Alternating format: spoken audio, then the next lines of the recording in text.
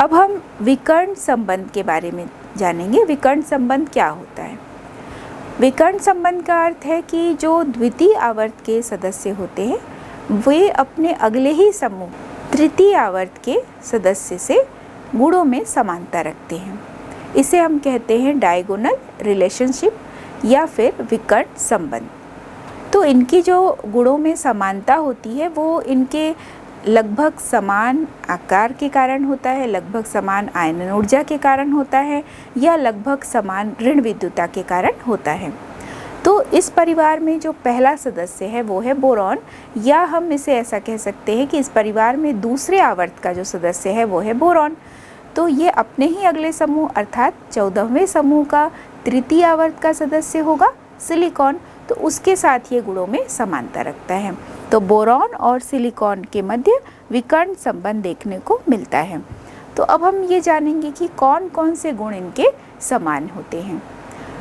Boron और silicon दोनों को देखा गया है कि ये प्रकृति में स्वतंत्र रूप से नहीं पाए जाते हैं, बल्कि ऑक्सी यौगिक के रूप में, जैसे बोरॉन बोरेट के रूप में, सिलिकॉन सिलिकेट्स के रूप में पाए जाते हैं।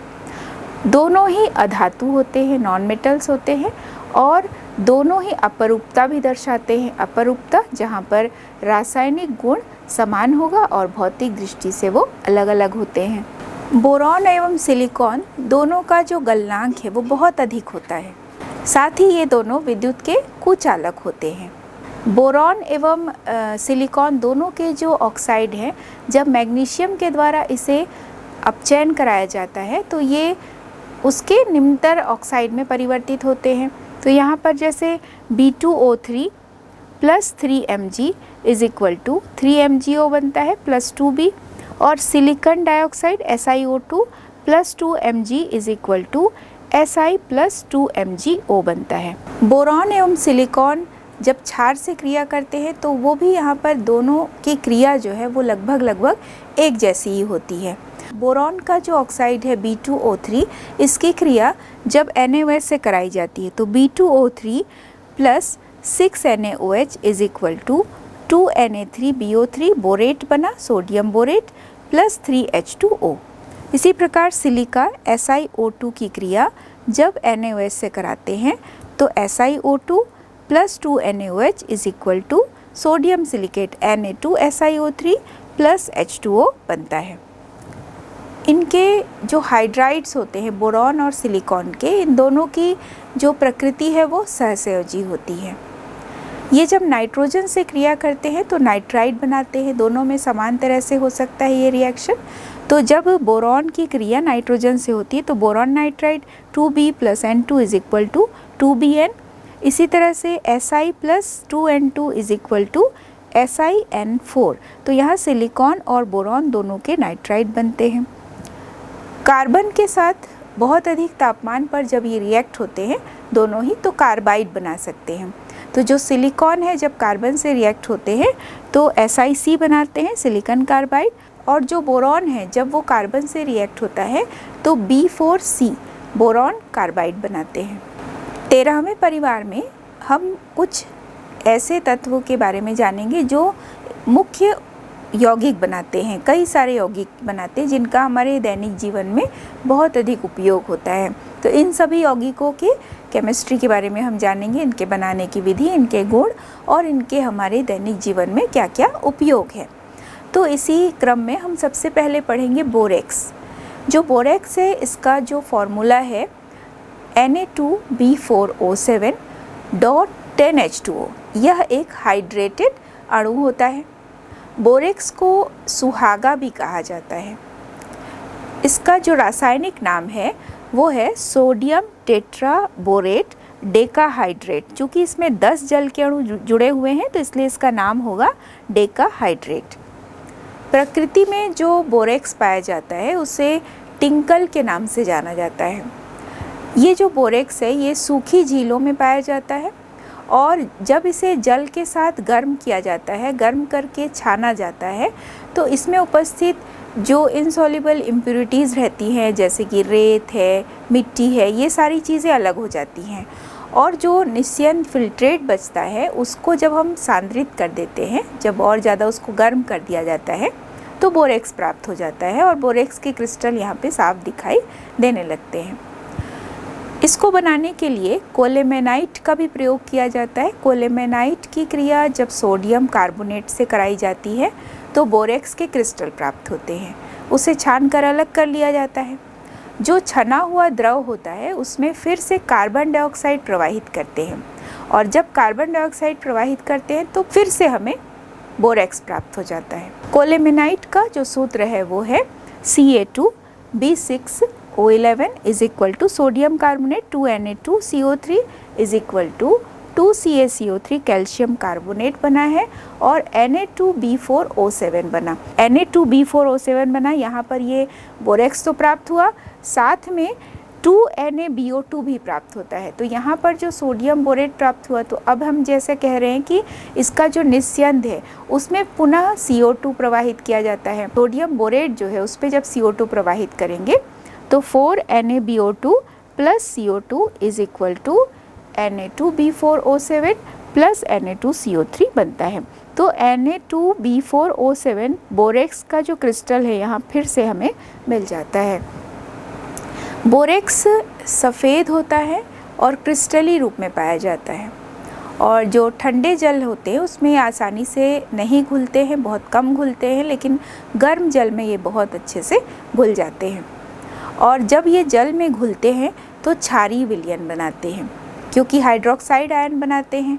तो जब इनकी जल से क्रिया होती है या इसका जल अपघटन होता है तो Na+ सोडियम आयन बनता है, हाइड्रोक्साइड आयन बनता है और बोरिक अम्ल बनता है। तो इसका रिएक्शन होगा Na2B4O7 .10H2O। जब इसका जल अपघटन हुआ तो जल अपघटित होकर के ये सोडियम आयन बनाता है 2Na+ plus 2OH- plus H3BO3 बनता है। बैलेंस करते हैं तो 4H3BO3 बनता है और साथ ही साथ यहाँ पर जल का अणु भी बाहर निकलता है। जब ये बोरेक्स क्षार से क्रिया करते हैं तो यहाँ पर सोडियम बोरेट बनता है, NaBO2 बनता है।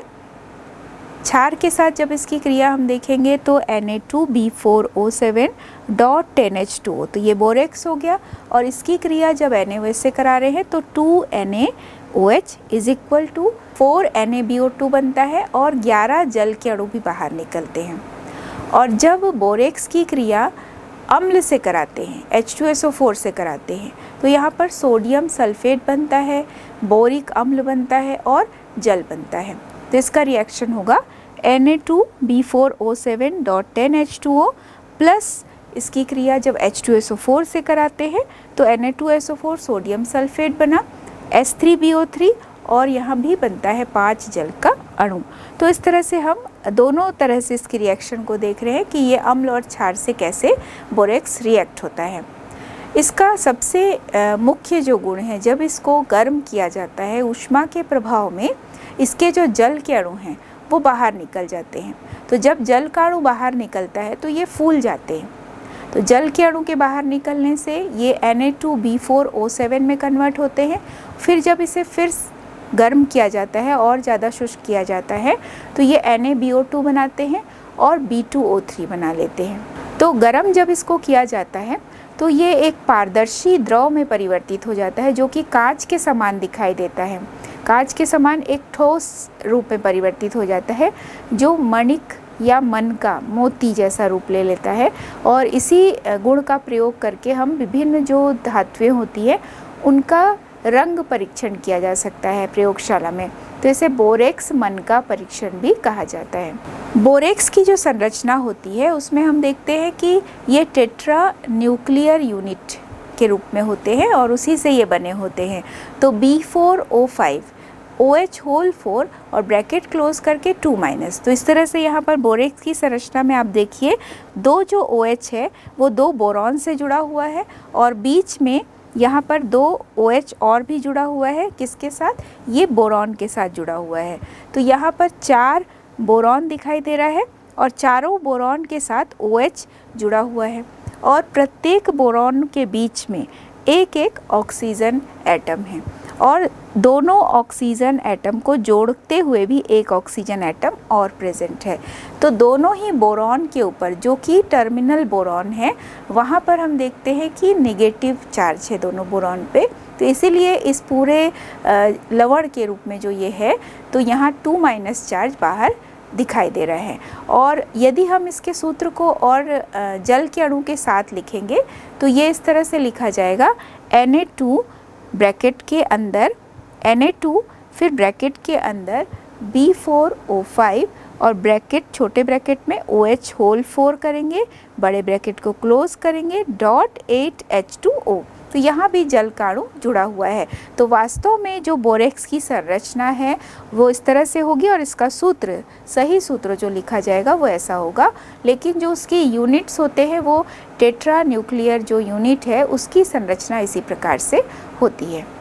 तो अब हम थोड़ा सा बोरेक्स सुहागा मन का परीक्षण इसके बारे में जानेंगे। सुहागा को जब गर्म किया जाता है तो इसमें से जल है उसके अणु निकल जाते हैं और ये चमकदार एक पारदर्शी मणिका में बदल जाता है, जिसे हम मोती कहते हैं। तो इस तरह से ये कलर देता है अलग अलग धातुओं के साथ। तो ये जो मोती जैसी संरचना बनती है ये होती है बोरिक एनहाइड्राइड, जो कि अलग अलग जो संक्रमण धातु है उनके ऑक्साइडों के साथ रिएक्ट होके मेटाबोरेट बना लेते हैं। अलग अलग लवण के आधार पर नाम भी बदलता जाता है। तो जो ये कोबाल्ट का ऑक्साइड है, जब ये उससे क्रिया करते हैं, B2O3 जब उससे रिएक्ट होता है तो कोबाल्ट बोरेट बनाता है जो नीले रंग का होता है। इसी प्रकार मैग्नीज के ऑक्साइड के साथ जब B2O3 रिएक्ट होता है तो मैग्नीज बोरेट बनाता है। तो यहाँ पर रिएक्शन होगा MnO plus B2O3 is equal to MnBO2 whole twice. तो ये यहाँ पर देता है भूरा रंग। तो इससे मैग्नीज का परीक्षण होता है। तो ये जो हम मनका जैसी संरचना देखते हैं वो वास्तव में होता है बोरिक एनहाइड्राइड और यही रिएक्ट होता है संक्रमण धातुओं के ऑक्साइडों के साथ और बोरेट देता है। और इसी बोरेट के कारण ज्वाला परीक्षण जब किया जाता है तो अलग अलग रंग आते हैं, अलग अलग धातुओं की पहचान हो पाती है। तो क्रोमियम का जो ऑक्साइड है Cr2O3, जब ये बोरिक एनहाइड्राइड से रिएक्ट हो रहा है 3B2O3 इज इक्वल टू, यहाँ पर हरा रंग ये देता है 2CrBO2 होल थ्राइस। तो यहाँ पर क्रोमियम का मेटाबोरेट बनता है। कॉपर के ऑक्साइड के साथ जब रिएक्शन होगा तो CuO प्लस B2O3, तो ये इस बोरिक एनहाइड्राइड है, इसके साथ जब रिएक्शन हो रहा है तो CuBO2 होल ट्वाइस बना। तो इसके बनने के कारण हरा रंग प्राप्त होता है। ये जो अपचायक होते हैं ये कुछ मेटाबोरेट धातुओं के निम्न अवस्था के जो ऑक्सीडेशन स्टेट वाले मेटाबोरेट होते हैं उसमें ये बदल जाते हैं और इसी वजह से जो रंग परिवर्तन होता है और इससे संक्रमण धातुओं की पहचान हो पाती है। अब हम बोरेक्स के कुछ उपयोग के बारे में जानेंगे जो हमारे लिए बहुत महत्वपूर्ण एक यौगिक है। प्रयोगशाला में अक्सर जो धातुओं की या धातु आयनों की पहचान के लिए सुहागा मन का परीक्षण किया जाता है, बोरेक्स बीट टेस्ट किया जाता है। मोमबत्ती उद्योग में इसका उपयोग किया जाता है। जो ऊष्मारोधी कांच होते हैं पायरेक्स टाइप के, उसको बनाने में इसका उपयोग किया जाता है। लॉन्ड्री में कपड़ों की सफाई करने में और थोड़ा उसे कड़ा बनाने में भी बोरेक्स का प्रयोग किया जाता है। बहुत से मिट्टी के बर्तनों में चमकदार लेयर चढ़ाने के लिए भी बोरेक्स का प्रयोग किया जाता है और धातुओं की सोल्डरिंग करने में जो गालक का प्रयोग किया जाता है उसके रूप में भी ये उपयोगी है। कई सारे औषधि युक्त जो साबुन होते हैं उसमें भी बोरेक्स का प्रयोग किया जाता है। अब हम बोरॉन के एक और महत्वपूर्ण यौगिक के बारे में जानेंगे, वो है ऑर्थोबोरिक अम्ल। वैसे तो बोरॉन के अलग अलग श्रेणी के जो बोरिक अम्ल होते हैं उसमें जो ऑर्थोबोरिक अम्ल है वो सबसे अधिक स्थायी होता है। इसका सूत्र होता है H3BO3। लेकिन बाकी जो इसके बोरिक अम्ल के श्रेणी के सदस्य होते हैं वे हैं मेटाबोरिक अम्ल जिसका सूत्र है HbO2, टेट्राबोरिक अम्ल जिसका सूत्र है H2B4O7 और पायरोबोरिक अम्ल H6B4O5। तो ये विभिन्न जो इसके बोरिक अम्ल के श्रेणी के सदस्य हैं वो उसमें से ऑर्थोबोरिक अम्ल सबसे ज़्यादा स्थायी होता है। ऑर्थोबोरिक अम्ल बनाने की विधि में सबसे पहला है बोरेक्स के द्वारा। तो बोरिक अम्ल को बोरेक्स के जली विलयन के द्वारा भी बनाया जा सकता है। बोरेक्स के जली विलयन की क्रिया जब अम्ल से कराई जाती है तो बोरिक अम्ल प्राप्त होता है। तो इसका रिएक्शन होगा Na2B4O7 + 2HCl, यानी हाइड्रोक्लोरिक अम्ल जली माध्यम में, यहाँ पे 5H2O = 2NaCl + 4BOH whole thrice. तो ये जो 4BOH होल थ्राइस है इसे हम लिख सकते हैं H3BO3 भी, क्योंकि इसी का ये बोरॉन के हाइड्रोक्साइड के रूप में ही ये लिखा जा रहा है और इसका सूत्र जब हम लिखते हैं तो H3BO3 होता है। इसी प्रकार बोरॉन के दूसरे जो यौगिक हैं उनके जल अपघटन के द्वारा भी बोरिक अम्ल प्राप्त होता है। तो जब बोरॉन का ट्राइक्लोराइड BCl3 का जल अपघटन कराया जाता है तो BCl3 + 3H2O = H3BO3 + 3HCl बनेगा। बोरॉन का यौगिक है B2H6, इसकी क्रिया जब 6H2O से कराते हैं तो यहाँ पर बनता है ऑर्थोबोरिक अम्ल 2H3BO3 + 6H। ऑर्थोबोरिक अम्ल सफ़ेद होता है और क्रिस्टली होता है और इसको जब छूते हैं तो ये साबुन जैसा चिकना होता है। ये भी ठंडे जल में कम घुलते हैं लेकिन गर्म जल में ये जल्दी जल्दी घुल जाते हैं। ये नेचर में दुर्बल क्षारीय होते हैं। इसे हम प्रोटॉनी अम्ल नहीं कहते हैं, वास्तव में ये लुईस अम्ल की तरह कार्य करते हैं। क्योंकि लुईस अम्ल की तरह इसलिए कार्य करते हैं क्योंकि इसमें इलेक्ट्रॉन युग्म ग्रहण करने की प्रवृत्ति होती है। जो हाइड्रोक्सिल आयन होते हैं वो इलेक्ट्रॉन युग्म ग्रहण कर लेते हैं, तो इस इलेक्ट्रॉन युग्म के ग्रहण करने के कारण ये लुईस अम्ल की तरह कार्य करते हैं। इसका एक प्रश्न भी बनता है। तो BOH होल थ्राइस + 2HOH, मतलब जब ये जल से क्रिया करते हैं तो बोरॉन हाइड्रोक्साइड बना तो BOH होल 4 और ब्रैकेट क्लोज करके एक माइनस चार्ज है + H3O बनता है, हाइड्रोनियम आयन बनता है।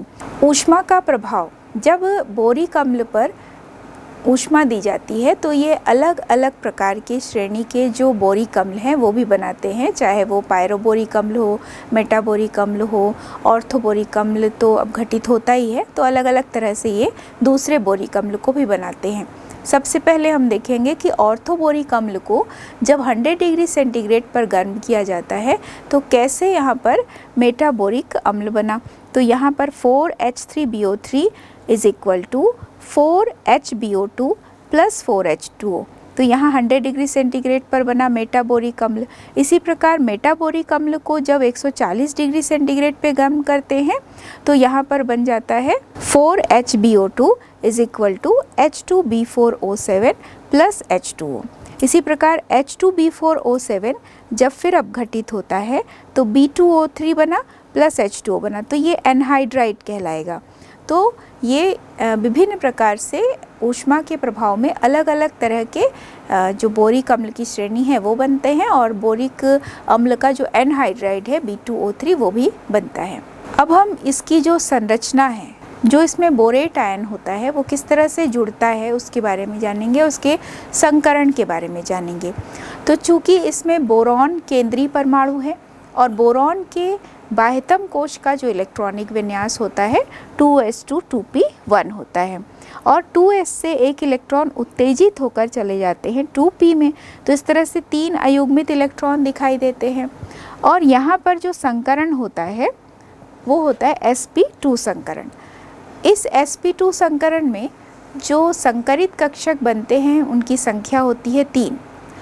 ये जो संकरित कक्षक हैं आधे भरे हुए जो ऑक्सीजन के p कक्षक होते हैं उनके साथ ही अतिव्यापन कर लेते हैं। तो इस प्रकार यहाँ पर BO के मध्य 3 सिग्मा बंध बनते हैं, मतलब 3 जगह पर BO BO BO प्रकार से सिग्मा बंध बनता है। और यहाँ पर जो रिक्त कक्षक है बोरॉन का जो कि असंकरित अवस्था में है वो एक इलेक्ट्रॉन युग्म ग्रहण कर सकते हैं और इस तरह से BO3 3- एक समतलीय यूनिट बनाती है और ये अलग अलग यूनिट C जब हाइड्रोजन बॉन्ड से जुड़ते हैं तो फिर यहाँ पर बोरिक अम्ल बनता है। तो बोरिक अम्ल की जो संरचना होती है वो एक परतीय संरचना होती है और इसमें हमने देखा कि BO3 जो है वो इसका बेसिक स्ट्रक्चर है, एक समतली यूनिट होता है और इन्हीं के मध्य हम देखते हैं हाइड्रोजन बॉन्ड बनता है। तो हाइड्रोजन बॉन्ड बनने के कारण ही ये एक पूरा परतीय संरचना के रूप में दिखाई देने लगते हैं। अब हम बोरिक अम्ल के उपयोग के बारे में जानेंगे, इनका दैनिक जीवन में कहाँ कहाँ यूज़ होता है। ये एक अच्छा एंटीसेप्टिक होता है, तो अक्सर आँखों के इलाज के समय जब आँखों को धोने की आवश्यकता होती है तो इसके जो कई मेडिसिन हैं वो प्रयोग में लाए जाते हैं। दूध से बने हुए बहुत सारे जो खाद्य पदार्थ उसको प्रिजर्व करने के लिए, परिरक्षण करने के लिए भी इसका प्रयोग किया जाता है और तापरोधी जो कांच होते हैं उसको बनाते समय भी इसका प्रयोग किया जाता है। अब हम बोरॉन के एक और महत्वपूर्ण यौगिक के बारे में जानेंगे, वो है डाइबोरेन B2H6। बोरॉन जब हाइड्राइड बनाता है तो ये दो प्रकार के हाइड्राइड बना सकता है, एक होता है निडोबोरेन और एक होता है एरेक्नोबोरेन। तो दो प्रकार की श्रेणी बनती है, निडोबोरेन की श्रेणी और एरेक्नोबोरेन की श्रेणी। तो इनका सूत्र भी अलग अलग होता है। अगर हम निडोबोरेन के लिए सूत्र लेंगे तो वो होगा BnHn+4 और एरेक्नोबोरेन श्रेणी के लिए जो सूत्र होता है वो होता है BnHn+6 और इसके अलग अलग उदाहरण होते हैं। यदि हम निडोबोरेन श्रेणी का उदाहरण लेंगे तो उसमें यही डाइबोरेन के बारे में है कि B2H6 इसका एक अच्छा उदाहरण है, B5H9 एक अच्छा उदाहरण है। लेकिन एरेक्नोबोरेन में दो उदाहरण हम देखते हैं, टेट्राबोरेन जिसका सूत्र होता है B4H10 और दूसरा होता है पेंटाबोरेन जिसका सूत्र होता है B5H11। तो यहाँ पर अलग अलग प्रकार के जितने भी इसके हाइड्राइड है उसमें सबसे प्रमुख रूप से उपयोग में आने वाला हाइड्राइड है डाइबोरेन B2H6। B2H6 बनाने की कई सारी विधियाँ हैं, इसकी कुछ विधियों को हम जानेंगे। सबसे पहली विधि है कि बोरॉन हैलाइड का जब अपचयन कराया जाता है किसी अपचायक की उपस्थिति में तो डाइबोरेन बनता है। तो बोरॉन हैलाइड में हम यहाँ लेते हैं 4BCl3 plus 3LiAlH4 lithium aluminium hydride जो कि एक प्रबल अपचायक होता है। इनकी जब क्रिया होती है तो बनता है diborane 2B2H6 plus 3AlCl3 plus 3LiCl। इसी प्रकार जो सोडियम बोरोहाइड्राइड होता है, सोडियम बोरोहाइड्राइड की क्रिया जब आयोडीन से कराई जाती है तब भी डाइबोरेन बनता है और यह इसको बनाने की एक प्रयोगशाला विधि भी है। तो इसका रिएक्शन होगा 2NaBH4 plus I2 is equal to B2H6 plus 2NaI। तो इस प्रकार से डाइबोरेन बनता है। डाइबोरेन बनाने का जो व्यापारिक विधि है वो भी बहुत इम्पॉर्टेंट है। डाइबोरेन बनाने के लिए व्यापारिक विधि में BF3 का प्रयोग किया जाता है और इसकी क्रिया सोडियम हाइड्राइड से कराते हैं लगभग 175 डिग्री सेंटीग्रेड पर। तो 2BF3 plus 6NaH is equal to B2H6 plus 6NaF। तो इस प्रकार से ये B2H6 बना, लेकिन ये इसका व्यापारिक विधि है। जो डाइबोरेन होते हैं वो बहुत अधिक दुर्गंध युक्त होते हैं। डाइबोरेन जहरीली और रंगहीन गैस होती है और दुर्गंध युक्त भी होती हैं। कम ताप पर ये बहुत अधिक स्थायी होते हैं, लेकिन जैसे जैसे तापमान बढ़ा दिया जाता है तो ये अपघटित हो जाते हैं। तो जब 375 से 575 केल्विन टेम्परेचर दिया जाता है तो ये जो डाइबोरेन है B2H6 वो अपघटित हो जाता है, B4H10 बना लेता है, तो दूसरे हाइड्राइड में ये परिवर्तित हो जाते हैं। जब डाइबोरेन की क्रिया ऑक्सीजन से कराई जाती है तो ऑक्सीजन के साथ क्रिया करके ये बहुत अधिक ज्वलनशील ऊष्मा उत्पन्न करते हैं, बहुत अधिक ऊष्मा उत्पन्न करते हैं। तो यह एक ऊष्मा क्षेपी अभिक्रिया के रूप में जानी जाती है। B2H6 plus 3O2 is equal to B2O3 plus 3H2O। यहाँ जो निकलने वाली ऊष्मा है वो है -1976 किलो जूल पर मोल। तो जो एंथैल्पी परिवर्तन हो रहा है वो यहाँ पर निगेटिव है, यह एक ऊष्मा क्षेपी अभिक्रिया को दर्शाता है। लुईस क्षार के साथ जब ये रिएक्ट होते हैं तो विभिन्न प्रकार के योगात्मक उत्पाद बनाते हैं, क्योंकि यहाँ भी ये इलेक्ट्रॉन ग्रहण कर पा रहे हैं और करके एक योगात्मक उत्पाद बनाते हैं। तो B2H6 जब ट्राई मिथाइल अमोनिया से रिएक्ट करते हैं तो भी एक उत्पाद बनता है जो कि योगात्मक उत्पाद होता है 2BH3.NMe3। तो यहाँ पर जो ट्राई मिथाइल अमोनिया है उसको हम NMe3 के रूप में लिखते हैं। तो B2H6 plus 2NMe3 tri methyl amine को हम लिख सकते हैं NMe3 is equal to 2BH3.NMe3। इसी प्रकार B2H6 जब कार्बन मोनोऑक्साइड से रिएक्ट होता है तो भी एक योगात्मक उत्पाद बनाता है 2BH3.CO। और जो B2H6 है जब ये अमोनिया से रिएक्ट होते हैं तो अमोनिया से रिएक्ट होकर के भी ये योगात्मक उत्पाद बनाते हैं। B2H6 plus 2NH3 is equal to B2H6.2NH3। तो यहाँ पर जो ये योगात्मक उत्पाद बना है इसको यदि हम आयनिक रूप में लिखेंगे तो हम लिख सकते हैं BH2NH3 होल ट्वाइस और ब्रैकेट क्लोज करके प्लस, यानी एक प्लस आयन बना, और BH4 ब्रैकेट के बाहर -4। तो ये एक लवण है जिसे हम इस तरह से आयनिक रूप भी दे सकते हैं। गर्म करने पर ये जो उत्पाद बना है, यहाँ पर डाइबोरेन जब अमोनिया के साथ रिएक्ट होते हैं और उसको जब फिर गर्म किया जाता है तो यहाँ बन जाता है बोराजीन, जिसे अकार्बनिक बेंजीन भी कहा जाता है। तो इसकी जो संरचना होती है वो बेंजीन से मिलती जुलती है। बेंजीन की संरचना हेक्सागोनल होती है, वैसे ही बोरेजीन की जो संरचना है वो भी हेक्सागोनल होती है। तो यहाँ पर जो कंपाउंड बना है B2H6.2NH3, इसके अपघटन से 175 डिग्री सेंटीग्रेड पर जब ये अपघटित होता है तो 2B3N3H6 बना और 12 जल के अणु बाहर निकलते हैं। तो ये B3N3H6 को अकार्बनिक बेंजीन भी कहा जाता है और व्यापारिक रूप से इसे बोरेजीन कहा जाता है। तो इसकी संरचना बेंजीन से मिलती जुलती होती है। यहाँ पर बोरॉन और नाइट्रोजन को अल्टरनेट लिखा हुआ है और सभी के साथ हाइड्रोजन को जोड़ देते हैं। तो इस तरह से ये बेंजीन की संरचना का रूप ले लेती है। B2H6 का जब जल अपघटन होता है तो बोरॉन का ही ट्राई हाइड्रोक्साइड भी बनता है। तो B2H6 जब 6H2O से रिएक्ट हो रहा है तो बनता है 2BOH whole thrice plus 6H2O।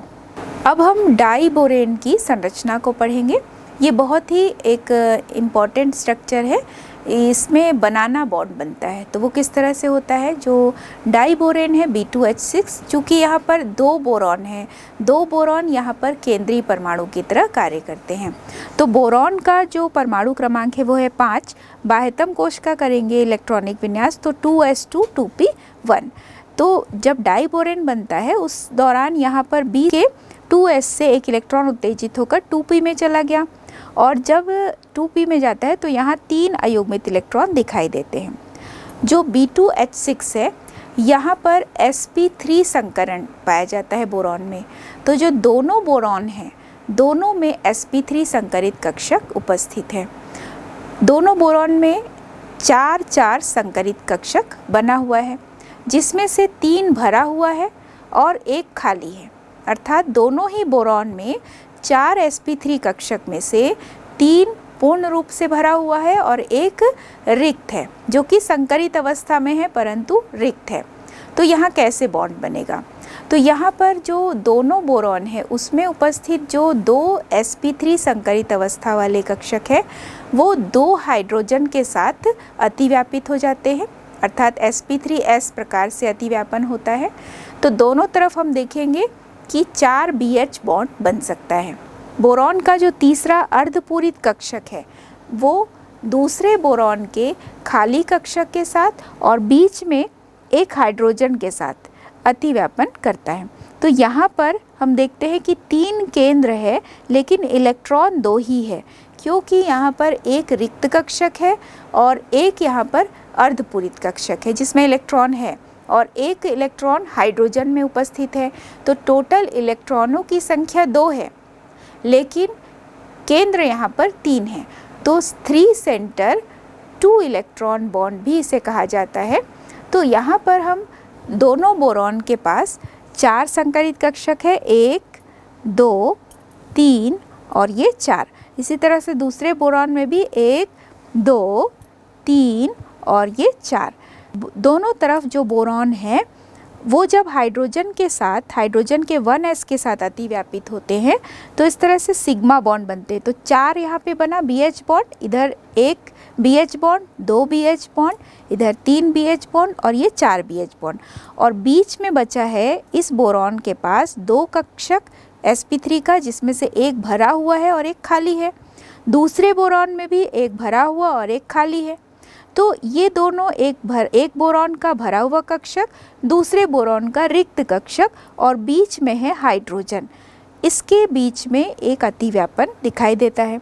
दूसरी तरफ भी हम देख रहे हैं कि एक बोरॉन का रिक्त कक्षक और दूसरे बोरॉन का भरा हुआ जो अर्धपूरित कक्षक है, उनके बीच में और एक हाइड्रोजन है और इस तरह से BHB प्रकार से एक बॉन्ड दिखाई दे रहा है, जो कि बनाना बॉन्ड का रूप ले लेगा, क्योंकि यहाँ पर 3 परमाणु है, B है, BHB 3 परमाणु है, लेकिन इलेक्ट्रॉनों की संख्या केवल 2 है, क्योंकि यहाँ पर एक जो कक्षक है sp3 वो रिक्त है।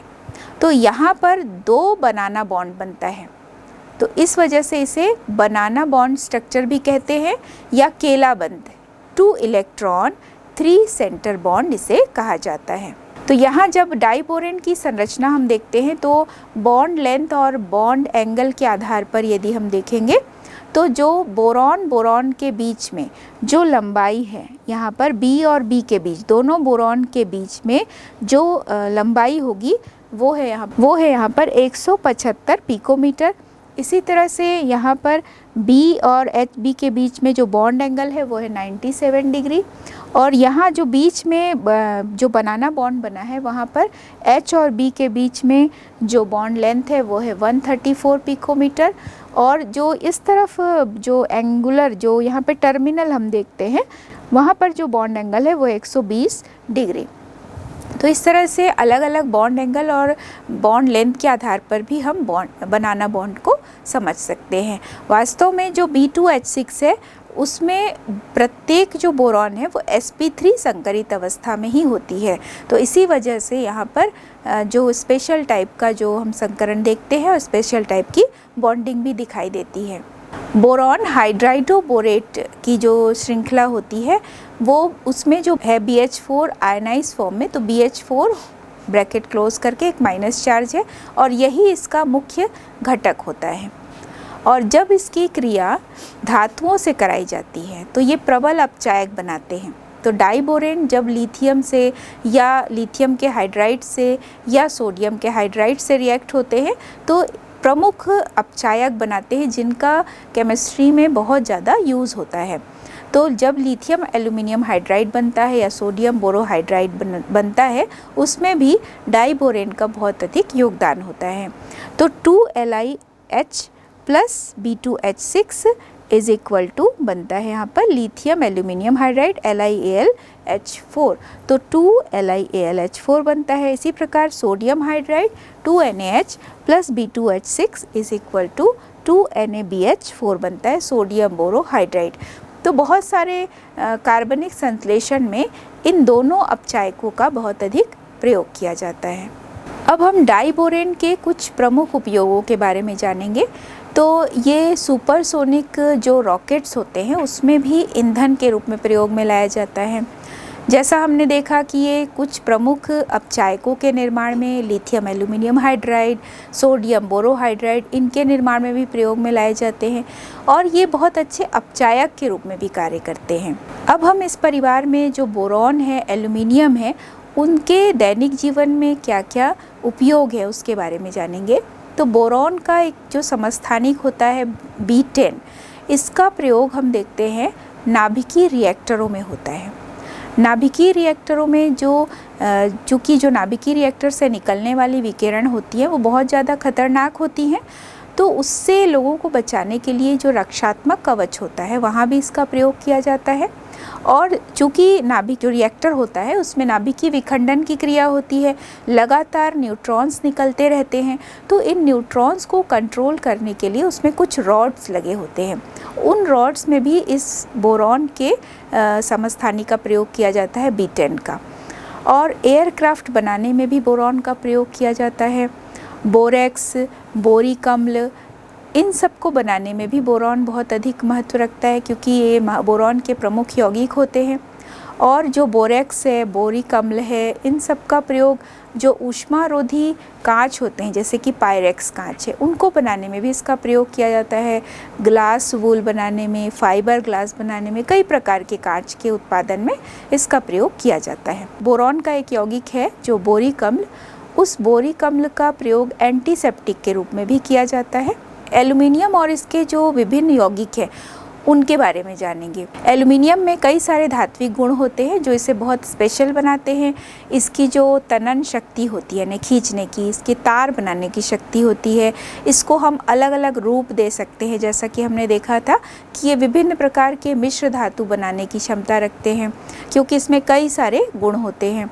और इसकी जो ऊष्मीय चालकता होती है, विद्युत ऊष्मीय चालकता होती है, वो बहुत अधिक होती है। इसके कई सारे मिश्र धातु हैं जिसका प्रयोग करके बर्तन बनाया जा सकता है।